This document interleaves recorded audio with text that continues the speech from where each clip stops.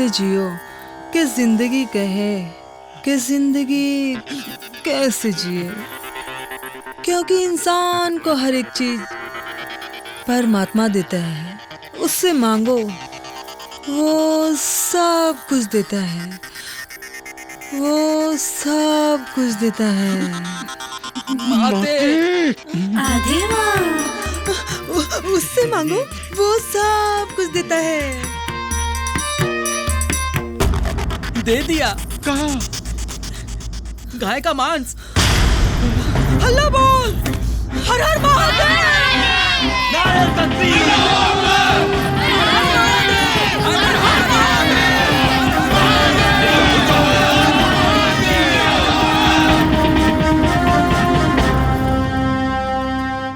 रुक कहेंगे ये लोग, आगे बढ़ा।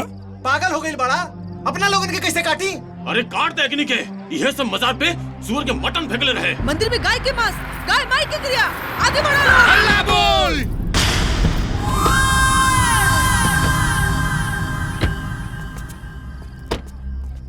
माजरा काबा दरगाह में सुअर के मटन और मंदिर में गाय के मांस फेंक देले वालों।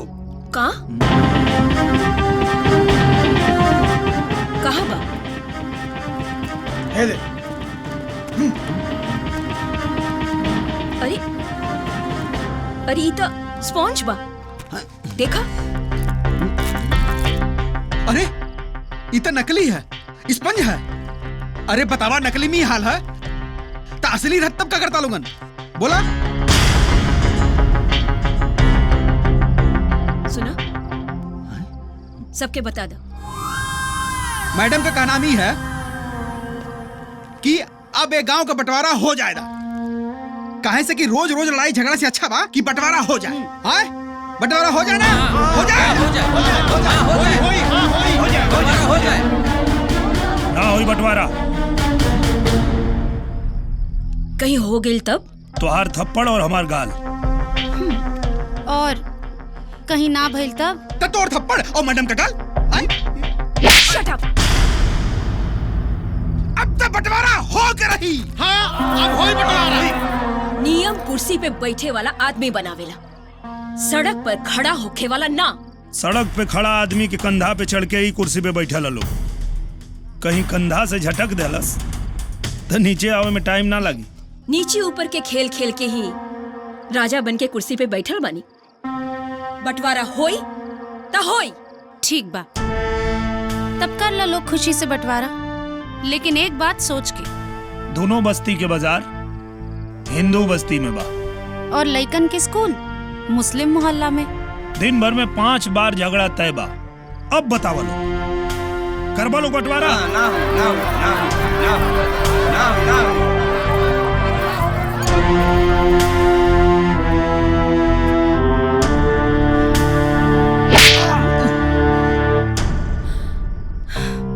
थप्पड़ अपने के मरनी है, खाली गाल इनकर इस्तेमाल के नहीं है। एक बात याद रखे, निरहू नगमा के राज चली, हिंदू मुस्लिम साथ चली।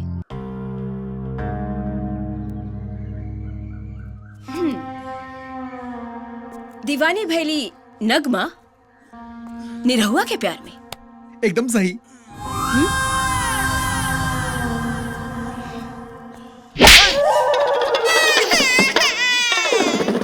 अगर मांग में तोहरा नाम के सिंदूर न रही तो पैर के चप्पल भी न बनौती। मांग में सजा के रख ले बानी। आधे मैडम, कमरिया दुखाता।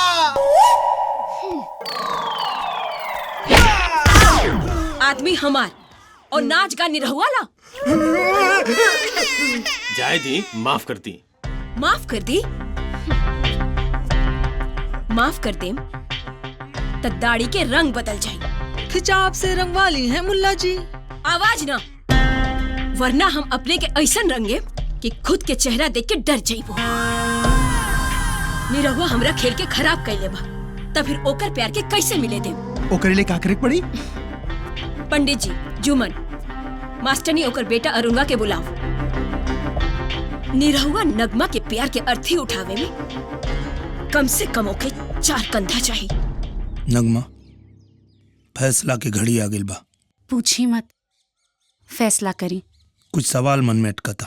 पूछ के अपन मन हल्का कर ली। चढ़ान पर चढ़ाई करे के समय साथ में वजन कम होके के चाहिए। घर परिवार रिश्ता नाता सब छोड़े के पड़ी। कबूल है। समाज से बगावत करके जिल्लत की जिंदगी जिए की पड़ी। कबूल है। जिंदगी और मौत के बीच में मोहब्बत जेकर कहानी स्याही से ना खून से लिखाई।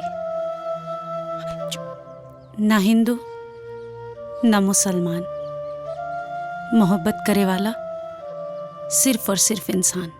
एक बार फिर से कहा था।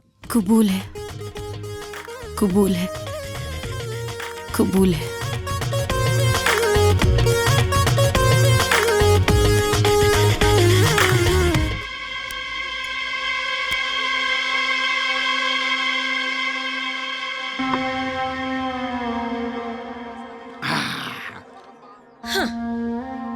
ई प्रेम कहानी के लड़का लड़की लोग कहाँ बा? आ गए लोग। डिजाइनदार लैला मजनू। का बात बा? अब तक जोन भाई नादान समझ के ये लोग के माफ कर दे जाए। माफ कर दी तो जात बिरादर गांव समाज और सारा लोग तोहनी की हरकत से परेशान बा। बात के यहीं पर खत्म करी आप लोग प्लीज, वरना का? अगर समझ गई होबे तो ठीक बा, वरना समझा दे। मार दी गोली, लेकिन मरला के बाद भी जोड़ी ना टूटी। नगमा! चलाएं लोग गोली, मार दे, लेकिन एक बात याद रखें, जन्म देवे वाला के तन पे अधिकार हो सकेला, मन पे ना। और मन अपन रंग बदल दे लेबा।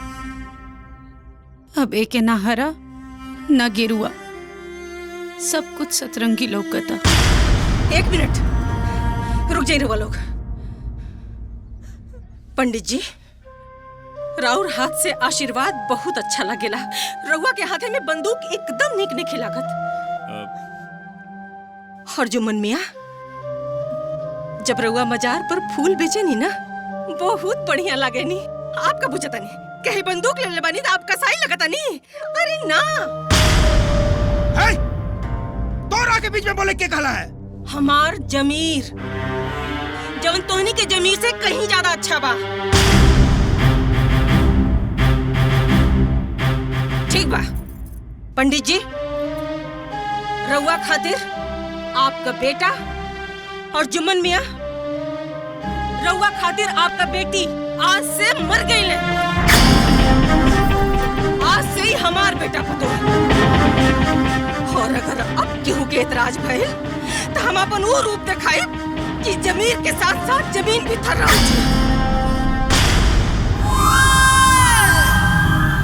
ना काकी, मारे दे गोली। हाँ, जब अपने लोग मारे के चाहता तो फिर जिए के का मतलब बा? ना बेटा, ऐसे मत कहा। एक बार माई कचरा थाम के दिखा। जीते जी बैकुंठ पाले। तू लोग के का लगत है? तू लोग के पैदा न कैले तो कब? तू लोग के जब भी देखी लत ऐसा लगला कि तू लोग हमारे औलाद हो।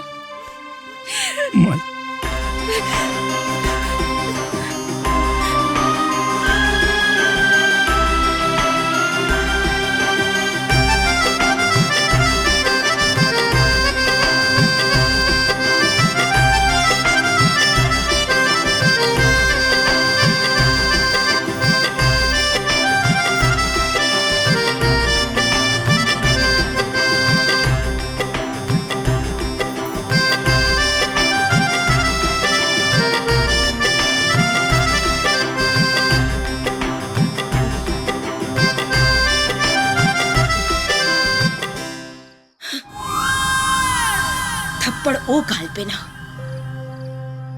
ई गाल पे लागल बा। बदला पूरा तबे हुई जब हमने के मुक्का उस जानकी के दिल पे लागी। कैसे?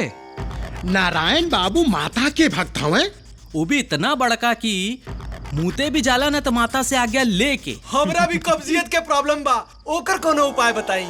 सुबह शाम मूत्र के सेवन करी, सब ठीक हो जाए। केकर?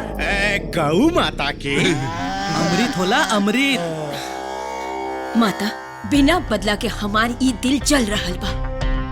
बिहान ठंडक मिली जब वो नारायण बाबू के बेटी के रिश्ता जानकी के बेटा अरुण से ना हो।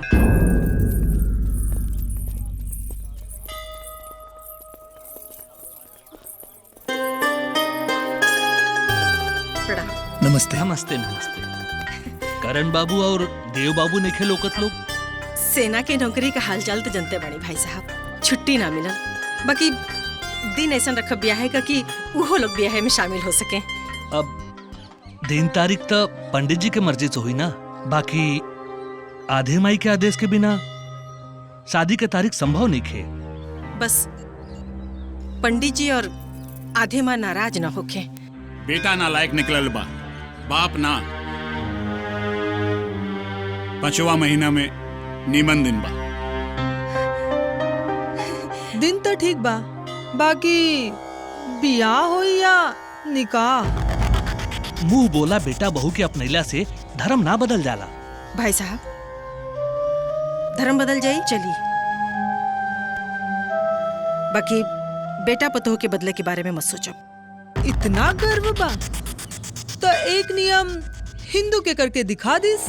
भौजी कल ले ली तब आधा माई यही मंदिर में आत्मदाह कर ली। हाँ वो मिट्टी के तेल से ना, पेट्रोल छिड़क के। हाँ और ना दिखौली तो शादी कैंसिल। कहो नारायण बाबू। जौन पंच लोग के राय नदी के विपरीत दिशा में तैरे से खुद तो डूबई करी, साथ में पूरे परिवार के भी डुबा देला। बदन में अपने के खून बा, पीतल भी परखी तो अपने के आशीर्वाद से सोना ही निकली। का हो बुझाता दाढ़ी और टीका एक हो जाए का? का बात करा तानी जनाब, दाढ़ी खुदा के नूर बा। तकाई टिकी तोहरा खेत के गुलरी के फूल बा। सॉरी, रुकावट के लिए खेद बा। खच्चड़ कहीं के। चला छोड़ा, चला यहाँ से, चला चला। देवी जी आप ही लोग इनके चक्कर में मत पड़ी, शादी तो अपने के यहाँ हुई। हटी हटी हटी, रास्ता खाली करी। हटी हटी हटी हटी हटी। आई माता जी आई। आधे माई पेट्रोल मंगाई या डीजल? भक्त आधे माँ ने तुम्हें माफ किया। बच्चों मेरा ध्यान का समय हो गया है, मुझे गुफा में ले चलो। सुख दुख में साथे आई। आधे माई आधे माई। सुख दुख में साथे आई। आधे माई आधे माई। भैया। हाँ भैया प्रणाम। खुश रहा बाबू। का हाल बा? सब ठीक बा भैया? कुछ ठीक नहीं के, सब पता बा हमरा। और भाभी सब हमके बतावेली। तू वो काम करा, तो कुछ दिन खातिर रह चली आवा। जब माहौल सही हो जाई तो हमारा साथे चल चलिया। ठीक बा भैया। बेटा भैया के फोन रहे। का कहत रहना? इनके और हमके अपना लगे बुला होता रहे। ठीक है तो कहत रहना कुछ दिन खातिर बिटिया के लेके जा। गांव से दूर रह ना तो ये लोगन का अकल ठिकाने आ जाए। जा बेटा जा लेके। भैया हमरे साथे चल चला हो। वहाँ एगो बड़ी दरगाह बा, सबके मन्नत पूरा होखेला। भौजी के एक बार दर्शन करा दा, दिल खुश हो जाए।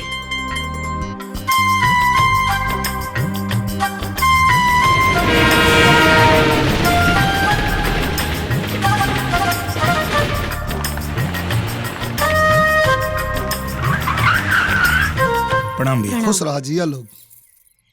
अरे बहू तो चाँद से भी सुंदर लीला। हाँ लेकिन चांद पे जोन जात पात के दाग लगल बा, उ बाबूजी के रास ना आई। बैठ बेमतलब के सोचेला। चलो हम बानी ना, बाबूजी के समझाई। आओ चलो चलो आओ। मेरा भाई आने वाला था, पता नहीं अभी तक क्यों नहीं आया। भाई तो मेरा भी आने वाला था, पता नहीं क्यों नहीं आया अभी तक। सर कोई आ रहा है। मेरा भाई होगा? नहीं मेरा। लगी 2000 की? मंजूर है।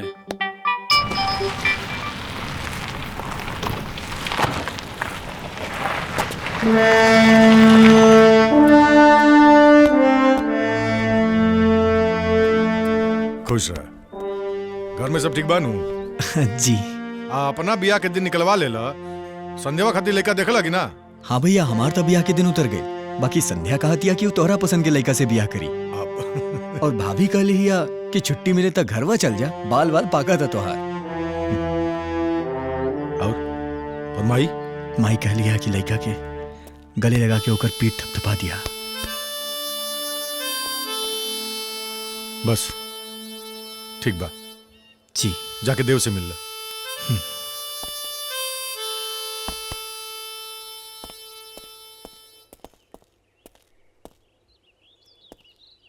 फिक्र मत कर दोस्त, एक दिन तेरा भी भाई आएगा। सर मेरा भाई कैसे आएगा? मैं तो माँ बाप के इकलौता हूँ। बस शर्त इसलिए हारता हूँ कि लगता है किसी अपने से मिल लिया। सर लीजिए। अरे नहीं यार, रख रख रखो रखो रखो। शर्त का अपमान हो जाएगा सर। पैसा वापस सर जीत कर ही लूंगा।